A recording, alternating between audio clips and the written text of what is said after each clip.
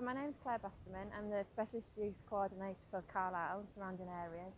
And my role is to help facilitate court requirements for young people that are open to the Youth Offending Service. So one of those is unpaid work and also reparation.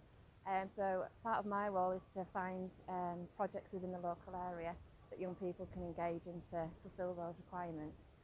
So I put my name down for an allotment, and we got this one a couple of years ago, and since then we've been working hard to make a go of it. I'm Richard Darling, and I'm one of the Youth Offending Team officers. I work predominantly as a case manager for the different orders that we get through the court, and I work with the young people in a variety of roles really, but generally doing some work around their offender behaviour. But I do tend to come down and use the allotment because it's such a fantastic facility. So they enjoy being out here. It makes them a lot more relaxed, so we get a lot more out of them in discussion. But at the same time, they're learning new skills and helping put something back into the local community. I find that young people engage much better in this kind of environment, being outdoors, as opposed to sort of sitting in a classroom, doing worksheets really.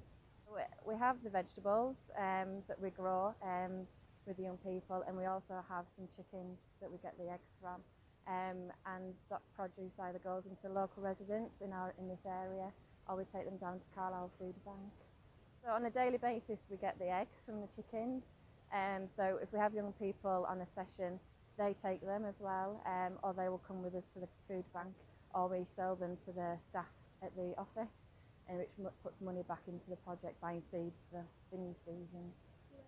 We do a variety of things. I mean, it's an allotment, so predominantly it's kind of planting vegetables and keeping the place clean and tidy, weeding and digging the vegetable plots over.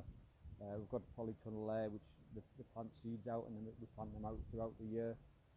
I like to try and do a bit of woodwork with them, so we've got a few pallets that we collect from various sources, and we've made a few different projects depending on really what they want to do. Some of them are quite engaged in learning a few very basic sort of joinery skills, so I can kind of do that with them, and we make seats in different projects. There's some bird boxes and feeders, and we've made the chicken coop. That was a project that we did this summer, so I'm quite successful. Bunch of chickens now that you get regular eggs from. Yeah, the chickens are really popular. It's quite funny to see the reaction really of the young people, because they tend to really take to them. Sometimes there's a bit of initial fear because they flutter around a bit, but generally they really like the chickens, and sometimes people ask them to take eggs away, and I think they've just been involved in the care of them and looking after them generally. Some young people have chosen to come back because they've enjoyed it down here, particularly some young people like looking after the chickens. We've seen a different side of them, like a nurturing and caring side, and they've asked to come back down just to, even if just once every now and again, to help look after them, clear them out and feed them essentially. And they can get a sense of achievement. I know that young people have said how they enjoy seeing things grow. They plant a seed, within a few weeks it's coming through and they're planted out. Sometimes young people don't actually get to see the final product because they're not with us that long, but we have some young people on longer orders, so they see the seasons, and they see the vegetables grow.